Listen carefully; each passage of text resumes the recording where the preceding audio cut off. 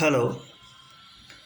આજે આપણે રિવાજોના આંધળા અનુકરણ બાબત વાત કરીએ.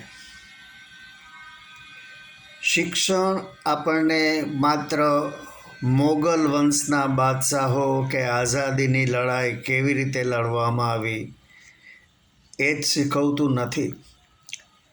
શિક્ષણનો હેતુ આપણી વિચાર શક્તિનો વિકાસ કરી દરેકમાં સારું શું અને નરસું શું એ સમજ કેળવવાની શક્તિ આપે છે. કોઈ ગામમાં એક વખત જરૂરિયાત મુજબ લીમડો, પીપળો, વડલો જેવા વૃક્ષો વાવવામાં આવે છે અને સમય જતાં વાંદરાઓ તેના પર વસવાટ કરી લોકોને રંજાડે અથવા તો ગામમાં સડક બનાવવાની હોય તેની મધ્યમાં જ તે વૃક્ષો આવતા હોય તો તે વૃક્ષો કાપવાની જરૂરિયાત ઊભી થાય. સમાજમાં આવી જ રીતે રીતિ રિવાજો, રૂઢિઓ સમય સમયે પરિસ્થિતિને અનુલક્ષીને બનાવવામાં આવે છે. રિવાજ ઘડનારની વિચારશીલતા, નિસ્વાર્થપણું, દીર્ઘદ્રષ્ટિ વગેરે પર આધાર રાખે છે. પણ પછી કશું જ જાણ્યા સમજ્યા વગર તેને અનુસરીને આગળ ધપાવનારા ઘણા લોકો નીકળે છે. આપણે ત્યાં ભાદરવામાં પાંચમના દિવસે ઘણા લોકો સામો લાવી ખીચડી અથવા અન્ય કોઈ વાનગી બનાવી ખાય ને સામા પાંચમ કર્યાનો ધર્મ નિભાવવાનો સંતોષ માને છે. આની પાછળ શું કારણ છે, આનાથી શું ફાયદો થાય છે વગેરે કોઈ પણ બાબતમાં તે લોકો મગજને તસદી આપવામાં માનતા નથી.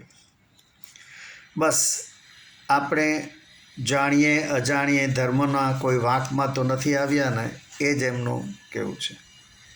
આપણા સ્વજનનું મૃત્યુ થાય ત્યારે મૃતદેહને અગ્નિદાહ આપી આપણી સામે જ એને પંચમહાભૂતમાં વિલીન થયેલા મૃતદેહ માટે આપણે શય્યાદાન કરીએ છીએ. તેની પાછળ શું તર્ક રહેલો છે?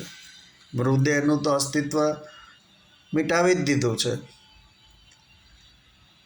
દહેજ પ્રથાનો કુરિવાજ સદીઓથી આપણે ત્યાં અનુસરવામાં આવે છે.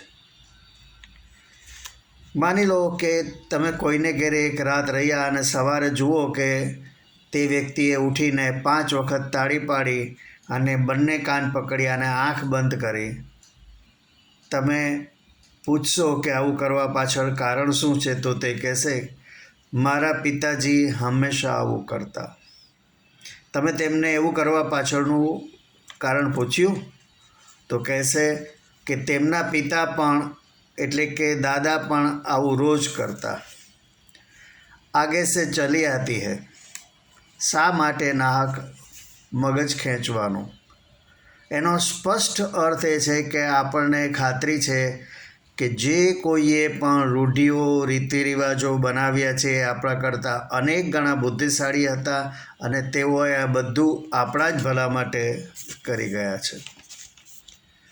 બહુ જ ઓછા લોકો હોય છે જેઓ પોતાની સમજ અને બુદ્ધિનો ઉપયોગ કરી રિવાજોનું આંધળું અનુકરણ કરવામાં માનતા નથી. રિવાજોના ઝાડના આડા આવતા ડાળખા કાપી નાખવા પડે અને જો ઝાડના મૂળ જ આપણા ઘરને નુકસાન કરતા હોય તો મૂળ કાપી નાખવા પડે. તેમાં સમાજની પરવા ન કરાય. જેમ જેમ જૂના વિસંગત રિવાજોને કાપતા રહેશો તેમ તેમ નવા રિવાજો ઊભા થતા રહેશે જ.